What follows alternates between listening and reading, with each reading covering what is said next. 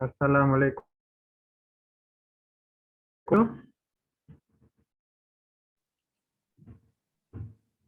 Waalaikumsalam, Pak. Waalaikumsalam. Ya, alhamdulillah sudah didengar.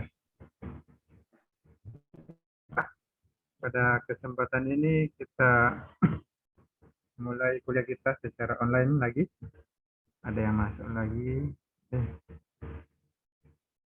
Bang.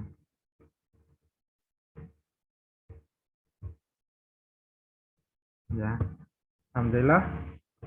Bulan puasa ini mudah-mudahan masih istiqomah puasa ya, yang muslim, ya mudah-mudahan beroleh pahala Ramadan menjadi orang yang bertambah baik lagi, terjadi perubahan dalam sikap dan bisa lebih baik lagi. Salawat dan salam kita berikan kepada Muhammad SAW kepada keluarga, sahabat dan pengikutnya yang setia hingga akhir zaman. Sekarang kita lanjutkan lagi membahas materi perkuliahan ketujuh sekarang ini, yakni membahas tentang dermaga.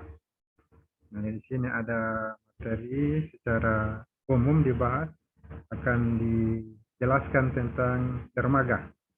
Apa saja itu? Yang dibahas adalah prinsip dasar dermaga itu sendiri, bagaimana rancangan dermaga, juga tipe dermaga, bagaimana juga panjang dermaga, tipe dan panjang dermaga. Materi yang akan kita bahas pada kesempatan ini. Sekarang kita masuk pada pembahasannya tentang prinsip umum. Ada yang mau baca ini? Ada yang bisa baca?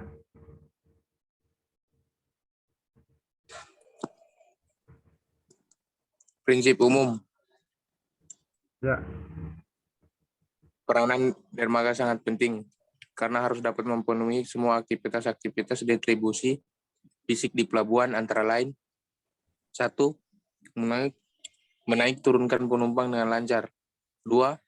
Mengangkut dan membongkar kargo yang terjamin aman dan lancar. 3. Menghubungkan angkutan dari ke darat atau dari ke laut. 4. Merapat, menambatkan, dan melepaskan kapal. 5. Tempat penyimpanan yang efektif. 6. Gudang. 7. Fasilitas yang berhubungan dengan lalu lintas darat. Ya, itu beberapa peranan dermaga. Ya. Bagaimana fungsi dermaga yang ada sekarang ini sudah jelaskan tadi. Adalah beberapa fungsi daripada dermaga. Sekarang kita masuk ke rancangan dermaga. Ada yang baca? Jadi untuk rancangan dermaga saya baca di sini. Ya, untuk itu diperlukan dimensi dermaga itu sendiri. Nah, untuk menentukannya ditentukan dimensinya oleh jenis, ukuran, dan jumlah kapal yang menggunakannya. Ya, kemudian daerah perairan di sekelilingnya ini harus tenang. Merancang dermaga tidak mudah mengalami pendangkalan. Kemudian ditempatkan pada daerah yang tidak terhalang angin. Jadi pada saat kapal masuk atau meninggalkan pelabuhan, ya, tidak terkena angin yang keras. Dan yang keempat, ditempatkan pada daerah yang memungkinkan kapal bisa beroperasi dengan lancar. Dari alur masuk pelabuhan sampai ke dermaga yang bersangkutan. Ini yang perlu dilihat dalam melakukan rancangan dermaga. Kemudian di sini juga dibahas tentang lokasi dermaga itu harus berada pada koordinasi dengan rencana pemanfaatan lahan untuk area-area yang di sekitarnya. Kemudian dermaga juga harus ditempatkan pada area dengan akses lalu lintas darat dan fasilitas penyimpanan yang baik. Harus ada akses fasilitas dermaga ya. Kemudian dermaga harus dikonstruksikan dengan cara yang mudah. Konstruksinya harus kuat, mudah, dan murah. Itu yang lebih bagus. Dan lokasi dermaga harus memungkinkan untuk pertumbuhan dan perkembangan lebih lanjut. Nah, ini bisa kita lihat tipe dermaga. Ada beberapa tipe dermaga. Ada tipe paralel, wharf, ada tipe pier. Ya. Bisa kita lihat sini paralel itu dermaganya dibuat sejajar garis pantai atau berimpit garis pantai. Jadi garis pantai di situ juga dermaganya. Kalau pier ini dermaga dibangun agak menjorok ke arah laut, ya, tegak lurus atau membentuk sudut terhadap garis pantai. Nah, kalau paralel ini bisa kita lihat di pertokoan ini kan, ya langsung sejajar dengan garis pantainya, langsung dibuat itu dermaga. Tapi agak ke laut ya, bisa juga pier ke laut, yang langsung ke pantai yang ditinggikan itu dermaga. Nah, itu paralel, tapi kalau ke laut lagi menjorok ke laut yaitu pier. Nah, seperti kita lihat di Tanjung itu kan dibuat lagi dermaga ke laut. Jadi tidak langsung di pantai tapi dibuat konstruksi dermaga di laut dengan kedalaman yang luar biasa, cukup dalam. Nah, ini bisa lihat gambarnya, wharf konfigurasi. Jadi, konfigurasi wharf ini yang di bawah. Nah, langsung ya dari pantai. Kemudian paralel, tipe paralel ini. Makanya tambah lagi konstruksinya ke laut. Tambah ke laut. Termasuk feri juga itu kan ditambah bangunannya ke laut. Ini kita lihat contoh wharf dan turapnya. Ini konstruksinya menggunakan pier. Jadi itu apa namanya? Fondasi ke bawah. Masuk ke laut.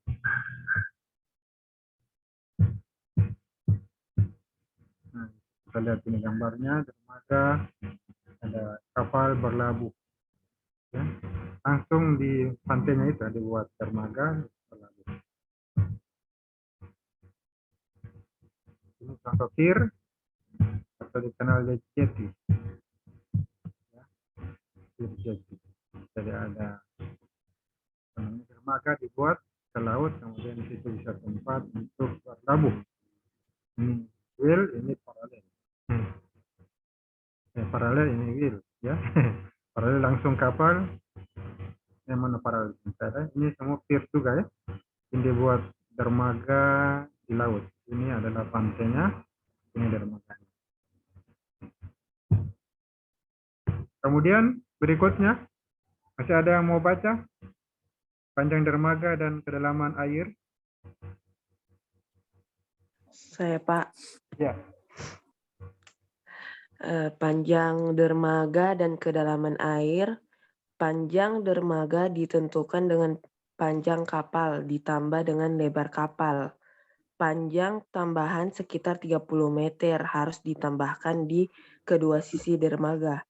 Kedalaman air pada bagian muka dermaga ditentukan sama dengan kedalaman kolam pelabuhan.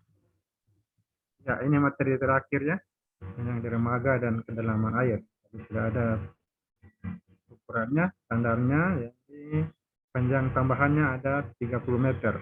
Ya, dari ukuran kapal yang dirancang, perlu ditambah lagi 30 meter di kedua sisi, kiri dan kanan. Jadi, standarnya sudah ada. Ini kedalaman air bagian muka dermaga ditentukan sama dengan kedalaman kolam pelabuhan. Lebar kolam pelabuhan. Ini materi yang terakhir tentang panjang dermaga, dia ditentukan dengan panjang kapal tambah dengan lebar kapal. Panjang dan lebar kapal itu standarnya mengukur panjang dermaga dan pelabuhan air. Selanjutnya ya, tugas materi kita ada 3 tugasnya. Ini diuraikan dasar-dasar untuk perancangan dermaga. Sudah ada dalam materi, akan dikerjakan. Yang kedua, faktor apa saja yang mempengaruhi lebar, panjang, dan tipe dermaga. Dan yang ketiga, uraikan tipe-tipe dermaga dengan gambarnya. Gambarnya. Mana itu tipe paralel gambarnya, tipe watt dan gambarnya. Jadi itu materi kita pada kesempatan ini. Jadi jangan lupa juga kerjakan tugasnya. Kalau dilihat sini materi sekarang ini sudah ada yang kerjakan tugasnya. Ini kelas A atau B ini sekarang. Untuk penambahan, ini kelas A ya. Kelas A ya. Iya, kelas Ya. Kelas A ini sudah ada yang kerjakan tugasnya 2 orang. Sapri dengan Indarti Mulyani Minatin.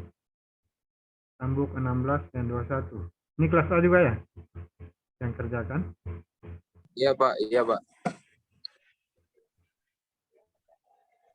Tidak kelihatan orang yang sini.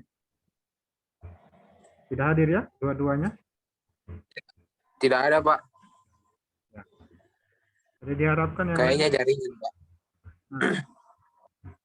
Soalnya ada yang di grup itu Pak belum bisa masuk karena Ya, karena jaringan.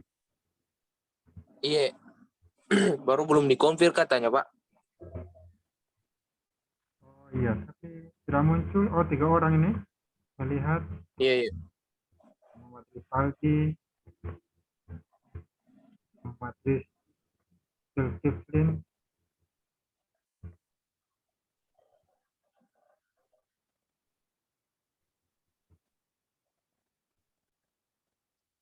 sudah masuk.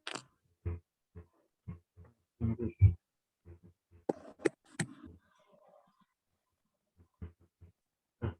Rahmat Fikri.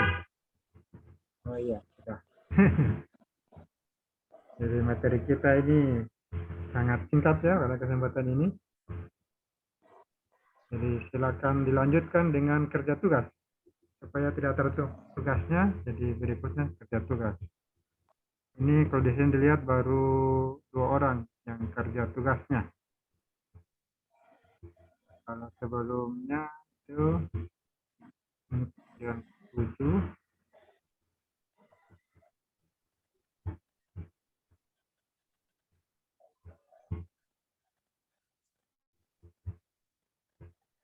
Sebelum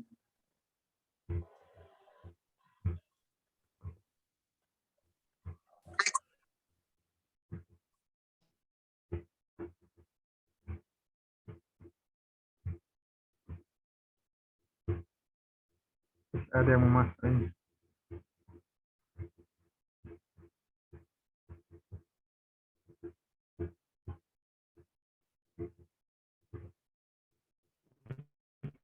Rekamannya, mana rekaman?